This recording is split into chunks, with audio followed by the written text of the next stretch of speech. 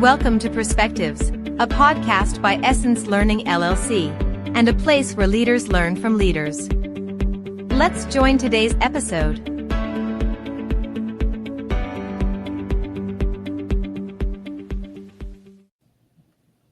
Hello, everyone.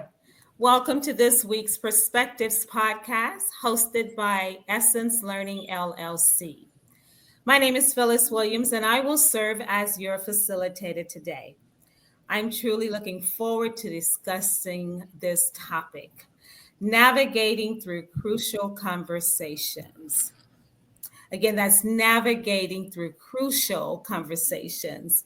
And we've assembled a perfect team of experts and leaders to guide us through crucial conversations. We have with us today Ruben Gonzalez, John Jacobs. John is not available. Juanita Mercer and Valerie Wilson, who are seated on the panel today. Good day to each of you. Hi, Phyllis. Hello. Hi, everyone. Before we get started, can each of you introduce yourself and give us a quick description of what you do? Ruben, would you like to start with us? Sure, I'm happy to. I'm Ruben Gonzalez. I'm the Global Diversity, Equity, and Inclusion and Wellbeing Leader for a large medtech company. And, for all intended purposes, I lead our global DE&I strategy, which is quite comprehensive. So we'll leave it at that. Okay. Thank you. Juanita, you want to go? Yes. Hi, everyone. I'm Juanita Mercer, and I am the founder and CEO of Lead My Heart, an executive coaching and consulting company, where I equip executives and their teams to live and lead with purpose, passion, and power. I also have a background in education, over 16 years as an international educator here and in China. And I'm also a pastor. I'm currently the teaching pastor at Vertical Church. Wonderful. Very familiar with Vertical Church. Those are friends of ours. Quite diverse. Yes, quite diverse. I'm Valerie Wilson, CEO and founder of Essence Learning. I'm so excited for all of you to join us on this podcast. So let's get started, Phyllis. I'm excited. Yes, sure. Now, navigating through crucial conversations can be a daunting task, especially when the stakes are high and emotions run strong. It can cause stressful work environments that result in little progress, poor performance, and withdrawn employees. However, when crucial conversations are handled effectively, the quality of your relationship and your workplace effectiveness, tends to improve drastically. So to help us understand how to navigate these conversations effectively, we're going to lean on the panelists to share their opinions, experiences, and expertise. So for this podcast, we are using crucial conversations as a discussion characterized by high stakes, differing opinions, and strong emotions. So, Valerie, if you would answer this question for us, how does your skills in handling these conversations directly affect the overall workplace environment? Well, being effective, and thanks for throwing this to me first. And I think a leader that can effectively navigate, and that means lean into the conversation, help to facilitate the outcome of the conversation, help direct and allow people to have their feelings, everyone being heard. To navigate that conversation is an opportunity for everyone to be able to put their feelings on the table without judgment. And then together, helping all of us within that conversation come up with a result that is meaningful and can be supported by everybody in the discussion, right? So when there are high stakes, as you described, or when there's a difference of opinion and strong emotions, a lot of things come into play. And so we have to stop and navigate each one of those experiences or opinions or thoughts that who's ever in that conversation is having. And if we don't do that, and we don't take the time to do that when the stakes are high, when the emotions are high, then we run the risk of that really spreading out, becoming larger and larger, and it's like that snowball effect becomes bigger and bigger. And so sooner or later, you're now managing a much larger problem with the core being way back, 2 years ago or 3 years ago, when we didn't navigate that conversation, when we allowed it to build and fester and to become more. And so if we don't manage it right, then it becomes a bigger problem and harder to solve. So to answer your question, the effect that it has, it makes us trusting, because I know that it's safe for me to have this conversation as someone has helped to facilitate it and my voice is heard. It makes it a collaborative place where we're all willing to listen to the other person and build on each other's ideas and leverage each other's thoughts and experiences. And so it becomes a place of inclusion. So it becomes that place. But if we don't do that, it becomes that place of not inclusion, but confusion and exclusion. So I think we just kind of think through what happens when you do, and even worse, what happens when you don't. Exactly. I totally agree. Juanita or Ruben, do you have anything to add to that? Either. I will say that with regards to emotions running high, one of the things I always encourage people to do is to not be quick to respond. So often we feel so much pressure to respond in the moment, and we don't have to. I'll never forget when I heard a friend of mine on the phone. She was actually a colleague, but also a friend, and she was getting some pushback from one of her superiors, and she was on the phone, and she said, "Let me think about that, and I will call you back." My mouth dropped. Yes. Because it was like, I can't do that. So often we think we have to respond in the moment. So often we think I gotta attack this right now, and you don't. But the power in saying, let me think about that. Let me think about what you just said, and let me come back to you with a response in an hour, in a day, whatever that appropriate time frame is, to collect myself, collect my thoughts, and not respond in the moment and say something that might be emotionally driven, right? And not driven towards the success that we want in moving forward. I totally agree. Silence is hard for a lot of people. And definitely when you're talking to a superior, you feel like you have to respond to them because they want an answer, but they want the correct answer. So pausing that and giving yourself time to think about that conversation before you have it. I think too, Juanita, as we think about how do we help as leaders help people navigate to that, sometimes we may want to encourage people to pause and say, hey, I think we got a lot of emotions going on right now. So let's just kind of step back and let's give ourselves permission to feel it and understand it. And think about it before we really have any further discussion about it. So sometimes even it's appropriate, as we're helping others to navigate those conversations, as well as ourselves, but sometimes giving people permission to step back as opposed to making them ask. That's a good point. Thank you for that. Yeah. Ruben, did you have anything you want to add on that? Maybe just my own personal kind of growth experience with this, and that so often I would come into a conversation with my mind made up, taking the tools that I've learned and trying to ensure that the individual felt heard and respected, but not actually hearing and respecting the individual, right? So going beyond the tools and practices that you've learned and learning to simply humanize the experience so that the individual can truly feel like there's empathy and compassion and understanding. I found that so often isn't about finding a solution, but ensuring that someone really feels respected. So yeah, perfect. That's definitely to what Valerie was said about being heard, right, Val? Perfect. I was just thinking about what he was saying. It's not always about finding that solution, and that just kind of steps you back to many of us as leaders. And I just can think of how many conversations over the 40 years I've been in leadership where driving the conversation towards a solution instead of towards improving relationships or making sure that people feel safe and heard in the conversation.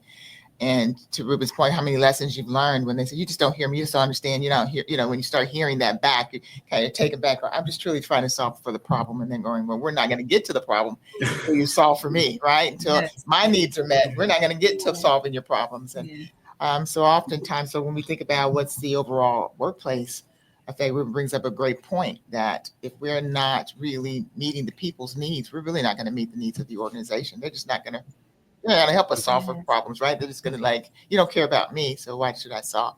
Why should I care about what the business needs? And so that brings up a good point too. Yeah. One of the things I would like to bring up with regards to workplace culture is you create the environment you want to be able to have these crucial conversations more often and more easily by the culture that you have. And a lot of that has to do with, and I'm going to use this L word that we don't often want to use in leadership and workplace, and that's love. You have to love people. Because what I've learned is that when people, not only when you love people, but also when they know you love them, you can say almost anything to a person. Do you think, Juanita, that conversation, when you use that L word, you think that conversation is no longer crucial, right? It's safe, it's good, it's needed, it's a catalyst, it's a refreshing, right? Yes. Good, I like that. But it also means that I've done the work to show you that I love you, to show you that I care for you, and that no matter what I say that sounds critical, that sounds like I'm, attacking or coming at you about your weaknesses, it's still from a place like, we want you here. I need you here. And you're a part of this community. You're a part of this team. And the things that we have to do to move forward, you're not doing it alone. We're doing it together. So this is an us problem. This isn't a you problem.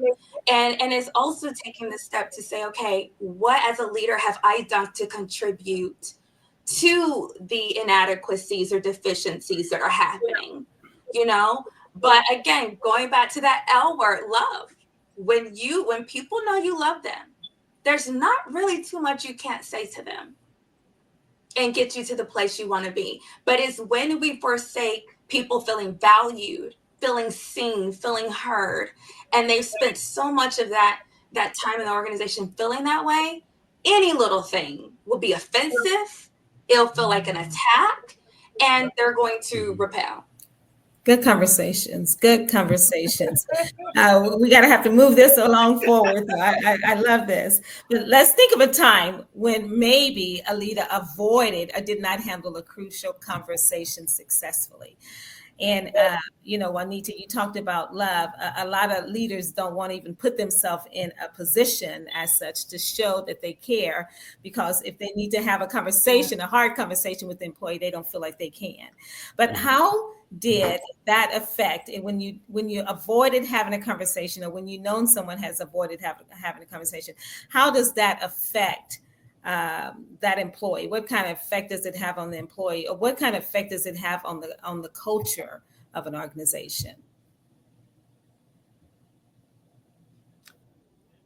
Was that question directed at someone? Sure, go ahead and answer it. Okay. Sure. I was like, I didn't want to jump in. You know what? I have witnessed on both sides the power of having crucial conversations early and things not festering and blowing up. And it's like, ooh, it was simply a misunderstanding. And one thing I would say is that, how do you know when you need to have a crucial conversation? At the point you don't understand something. Don't wait. If you simply don't understand what someone did, why they responded the way they did, why they made the decision they did, sit down and have a talk with them. It doesn't have to be all anxiety driven. I need to have a conversation with you. We need to schedule a meeting. No, in fact, I encourage people to not do that. Make it casual. Don't build up anxiety to where people are already coming to a situation feeling as though it's all about them and what they didn't do. But just say, hey, I would love to know your thoughts behind your decision process, how you came to this. Like, I just want to get to know you better and what you're thinking. And that sounds so much better than just starting with, we need to talk. we need to talk about how you made that Of decision, course. right? So let's already avoid that. But I've also seen how negating, avoiding, let's just let it kind of work itself out. People around know when a crucial conversation has not been had. Mhm. Please don't, we got to understand that, right? In organizations, we know when crucial conversations have not been had with key people for which they need to be had, and how it demeans and just, it really ruins the culture of the organization that you're working to build, because no one wants to work in an organization where they feel like people just get away with treating people badly and doing unintegral things. And no one wants to be in that type of environment. But people know when it hasn't been had. So you're not only just dealing with them, you're now dealing with everyone around them who's still being influenced and, dealing with the outcomes of conversations not Yes. being had. Now let's switch the focus a little bit from the employee. What if you need to have a crucial conversation with your leader or with your manager? How do you handle that? Ruben, do you want to address that for us? Yeah, I'm happy to. I'll try. I think we've alluded to kind of setting the environment for that conversation. It's no different when we're approaching our manager or our manager's approaching us. So I think there's a level of investment in ensuring that there's trust equally on both sides. I think personally for me, one of my goals when I step into any role or any project is to ensure that the team or my boss knows that I'm here to support the organization and I'm here to win, right? And my end goals ultimately are in service of that. And if there's a misalignment or if there's something that we need to kind of come to the table on, like, let's get back to that. So kind of setting the tone for that is key. And again, that takes trust and investment in the relationship. I always like to stick to facts and not try to get emotional, although for some of you that know me very well, that can be very difficult. But I think just speaking openly and vulnerably about why you did the things that you did and the things that perhaps you're needing to accomplish and or support and or really be the contributing individual that your manager sees is key. I think so often there's a misalignment on what the individual, let's just say me, the employee, sees as important or where I should be prioritizing my time, or quite frankly, what I should be doing, in that day or that week or that month versus what a manager might think. Exactly. And so, again, so coming into a conversation with a lot of vulnerability, having built and invested in trust on the front end, I think are really key components. I think that goes so often undervalued, in that we go into a conversation, we prepared, we watch the YouTube video or Instagram story, and again you have your tools in place, but you haven't invested in the relationship, so you're almost setting yourself up for failure. And that goes both ways, right? So that's not to hold the employee accountable or the manager accountable. I think there's mutual respect on both sides. Yes, I would agree. I think it's kind of piggybacking off what everyone has said, but really, Ruben, just the next step to where you were was, it's an investment in the relationship that has to happen with each interaction. So basically, you're creating and fostering an environment of trust and respect where the conversations that you're having aren't unnatural. So when I'm doing well, I'm expecting to hear that I'm doing well. When I'm not doing so well, I'm expecting to hear that as well. And so when those expectations are there, because that relationship has been built over time, then it doesn't feel so crucial. It's critical, it's important, and it's needed. And your emotions are going to be there. It doesn't erase the feelings and the disappointment or the embarrassment or whatever comes with when I didn't do well, or the excitement and exuberance when I did well. So oftentimes, though, we have to remember as leaders that when someone comes to you and they either are wanting to share with you some mishap that they saw, something that they like to see you as a leader to correct, a problem that you're having with their interaction. It takes courage. So regardless of how much you've built that environment for them and how safe you think it is, they have to conjure up some type of a courage to come into their leader and say, I didn't like what you said to me, or what happened over here offended me, or I didn't get recognized for whatever that sounds like. They have had to play this over in their head 1,000 times, and it's taken some courage for them to walk in, walk up, and speak to you. Even more courage if it's not thought through. So, right, it's just like, oh my gosh, it's right now in the moment type of feedback to you.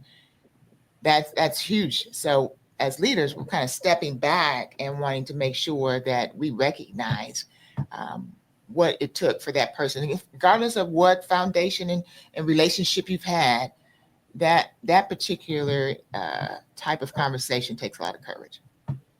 Yes.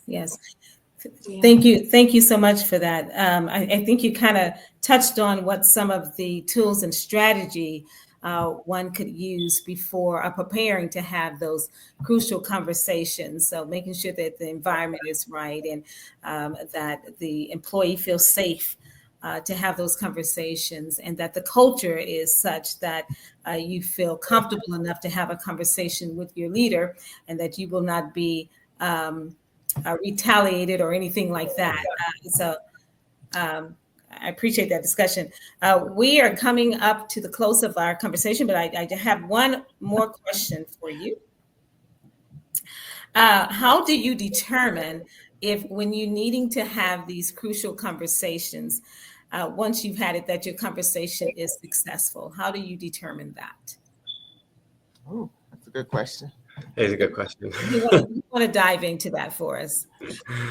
I don't have the answer, but I have my feelings around that. I'm trying to not be emotional, but I'm going to lead with my feelings. Okay. I personally feel that when I leave a conversation and I was first respected and heard genuinely, whether we didn't solution it, that conversation was successful, because it removes so often the barriers that prevent, I'm going to say for me, from moving forward. The anxiety, the unrest, the perhaps it could be feeling like I'm not contributing, to the team as effectively as I can. All that gets removed because now I was respected and I was heard, and and we can move forward. So I think when both parties, I think mutually, particularly anybody that's a subordinate, leave a conversation feeling fulfilled in those two aspects, respect and genuinely being heard, I would say that's a successful conversation, at least for me. I'm sure there are more diplomatic or correct answers to that question. Employees just want to know that they're being heard. Juanita, were you going to say something? Yes, I love that, Ruben, and I totally agree with that as the base. Right, we start there. Does everyone feel heard and respected? My camera's trying to keep up with my gestures, so We can see it all. That's fine. Yeah, I'm big on gestures.